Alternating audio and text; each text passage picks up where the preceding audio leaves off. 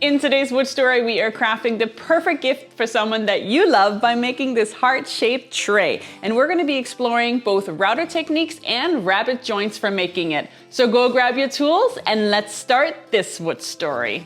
To start off this project, you're going to need some wood of your own choice.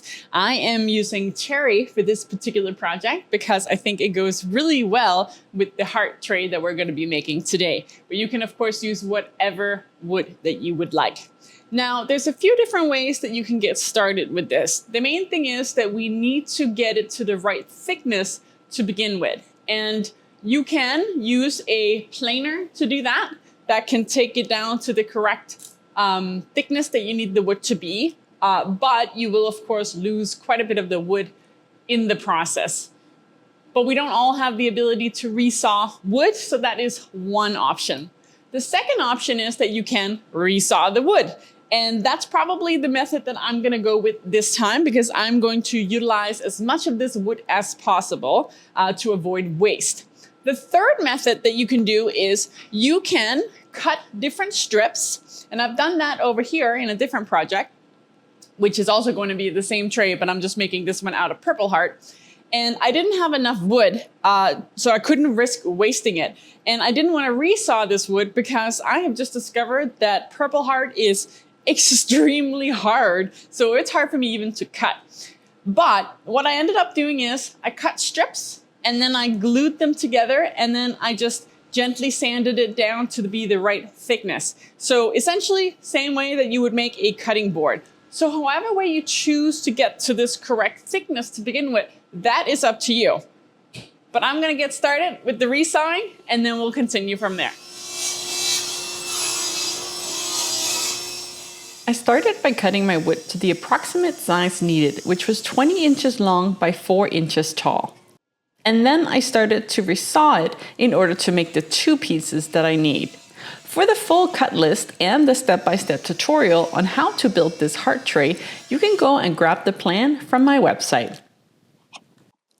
As soon as I had resawn my wood, I realized that I also needed 2 pieces resawn for the end part of the tray. So I measured out some more wood and then I made some more sawdust.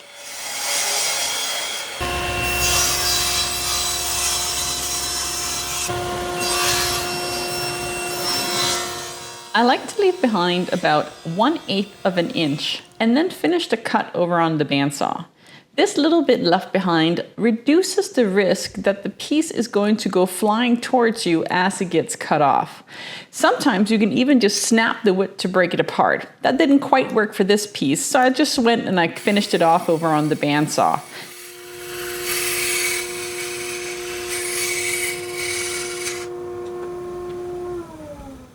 And then a quick run through the planer to get it all smooth and to the right size, and then it was ready. But now that we have our pieces, it's time to start routering out the graphics that we're going to be using. But before we do that, let's make the template that we're going to be using today.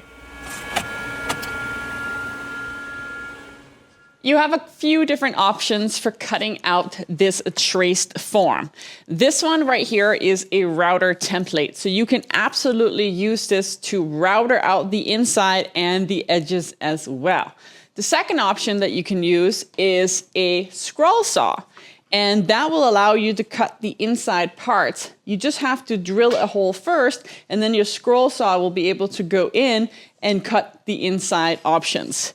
And then the last option for cutting this out is using a laser. If you have a powerful laser, such as an 80-watt laser, I personally have an Omtech 80-watt laser, and it would be able to cut out this thickness. It would require several passes for sure, but it would be a viable option.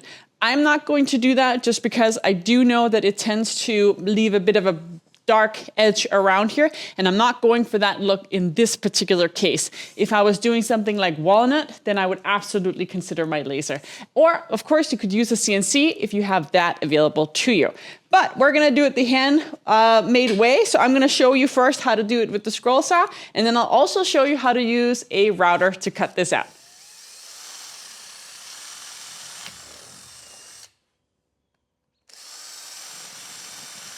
In one of my previous videos, I asked for recommendations on what scroll saw to purchase. And thanks to a bunch of recommendations from you guys, I decided on the DeWalt 20-inch scroll saw.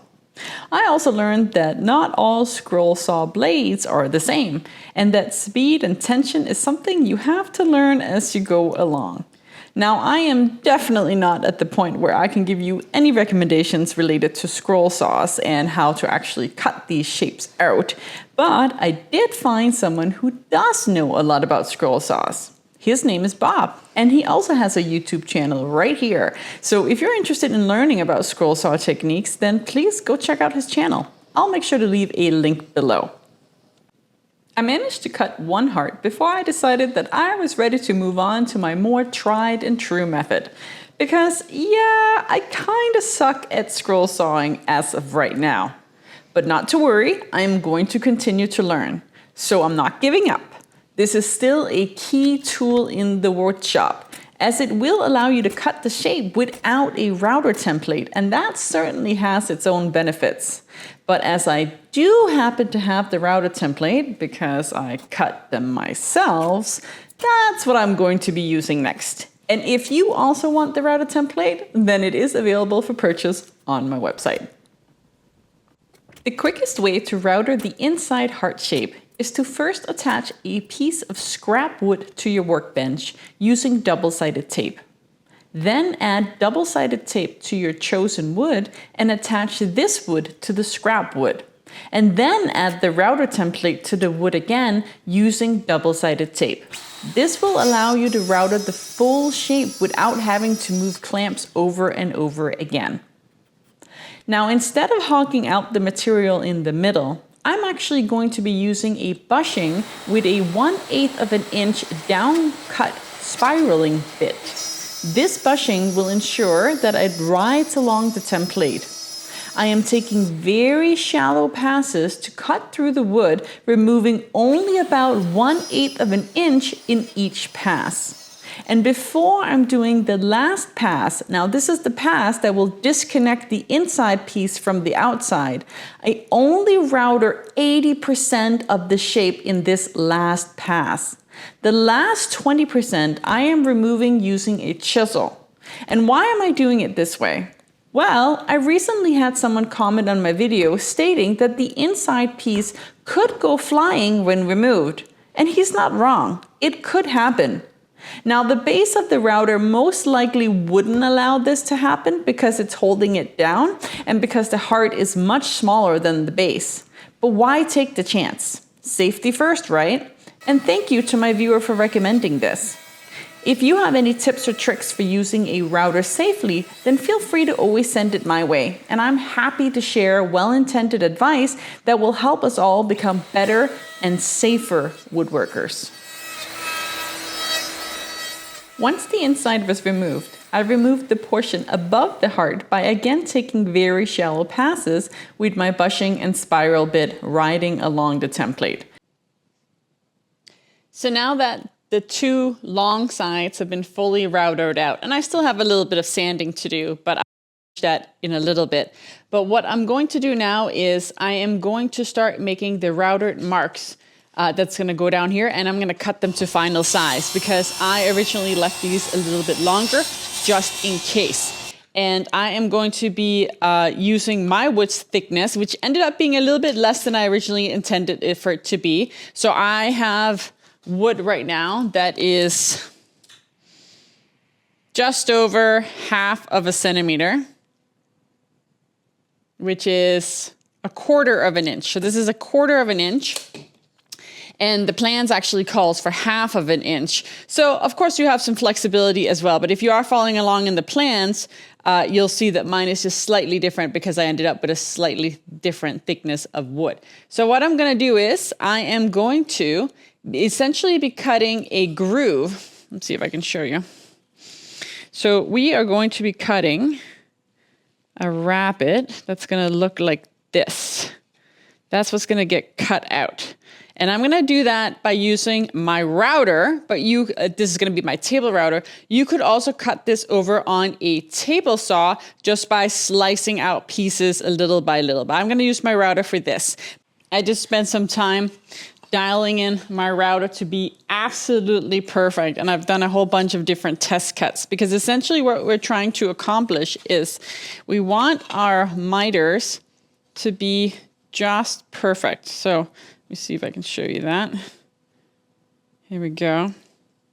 As you can see right now, we're within like, I don't know, part of a mil for being perfect. And I'm gonna leave it at that because I'll just sand off the rest when it's done.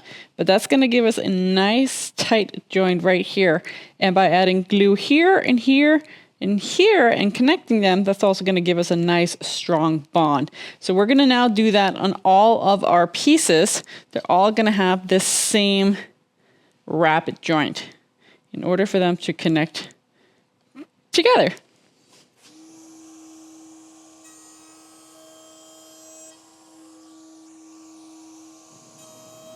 So once your router is fully dialed in perfectly, you can go ahead and make the grooves on both sides of the 4 total side pieces.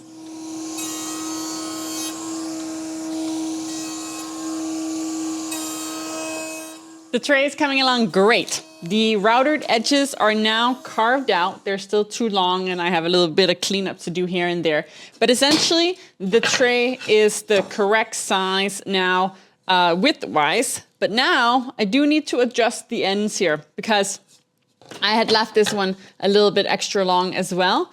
And I want to make this the exact same width as this one right here so that it's going to be very seamless. And I also need to add a groove to the bottom because essentially what we're going to do is we're going to have a groove right here along the bottom that I'm also going to make over on my router table. And that's for the bottom to be inserted into so that that's hidden as well. Now, again, this is one of those things where you want to measure your wood to find out how much of a groove to make. I'm going to work a little bit opposite and I'm going to adjust my wood based on the groove that I am making. So for this particular one, I'm going to make it a 1 centimeter piece of wood. That's going to be my final size of the bottom. And that's going to add a little bit of nice weight to this tray as well, which is currently lacking because the sides right here, they're pretty thin right now. But the thickness of the bottom is just going to make it feel really well. So I'm going to again, using my router, I'm gonna make that groove all the way along the bottom here, here, here, and here. And then afterwards, we will start connecting some wood to become the bottom. And then we'll be ready to assemble the whole thing. With the bottom grooves all done, I started working on the actual bottom tray. For this portion, I decided to glue multiple strips of wood together in order to get the correct thickness. And once all the boards were dry, I simply ran them through my drum sander to get it ready for assembly. Getting the bottom cut to the correct final size can be a little tricky, so go slow and only cut off a little at a time, and test fit it as you go along. You can also start by first gluing the sides together and then add the bottom afterwards. Just make sure that when you do clamp the sides, that you continue to check that it's going to remain square while it dries. I was about to glue my tray when I realized that I should probably make some handles for this tray as well. I used the same method as before when we were routering out the hearts using a simple acrylic template that I also quickly made. I've also done this type of cut in the past simply by using a drill with a Forstner bit on each of the ends and then just connecting the in-between line using a jigsaw. So you can also do that if you don't have this router template. And now I was finally ready for the glue up. I like to use a strap clamp such as this one. It's inexpensive and makes gluing projects such as these ones so much easier. So I highly recommend getting one if you don't own one yet. After the tray was done, I decided to add a little extra touch to the sides, and I had 2 reasons for doing this. As mentioned earlier in the video, I ended up using thinner wood than I originally planned on using, which is also why the plans called for 1/2 inch wood instead of the 1/4 inch thickness that I ended up using. Because for one, it will give your tray a lot more strength overall, which is important because if you're going to be using it as a serving tray carrying heavy plates and such, then you don't want it risking it bursting apart. And the thicker wood will also allow more surface area for the rabbet corner joint, the one that we glued together. That will make it a lot stronger. Because my wood is thinner, adding a wood spline, such as I'm doing right here, will give my corners the extra strength that they need. And adding walnut as the spline gives it an extra pop, which will be a really nice little decorating touch. I'm not going to go over in details today on how I made my spline jig, but if you are interested in learning how, then let me know in the comments below and I'll make a video on it in the future. The sanding of this tray was not something that I felt the need to showcase in details, but I will give you a tip. Avoid as much burning of the wood as possible when you router the shapes or when you cut them, depending on your chosen method. Because the less burning you have, the less hand sanding you're gonna need to do. And there are a lot of nooks and crannies in this tray that will need a good old hand sanding before you can finish the tray in your chosen finish. I chose tung oil. It's a nice hard finish oil that you can build up in many layers, and some people like gloss. I certainly do, and this one can be as glossy as you would like it. And just like that, this heart-serving tray was ready to serve up your favorite items, whether that's yummy dishes or being served your router by your daughter. This tray has endless opportunities and could also be the perfect gift for someone you love. Don't forget to grab the easy-to-follow step-by-step plans down in the description, along with the router template. Thank you so much for following, liking, and subscribing, and I'll see you soon in the next Wood Story.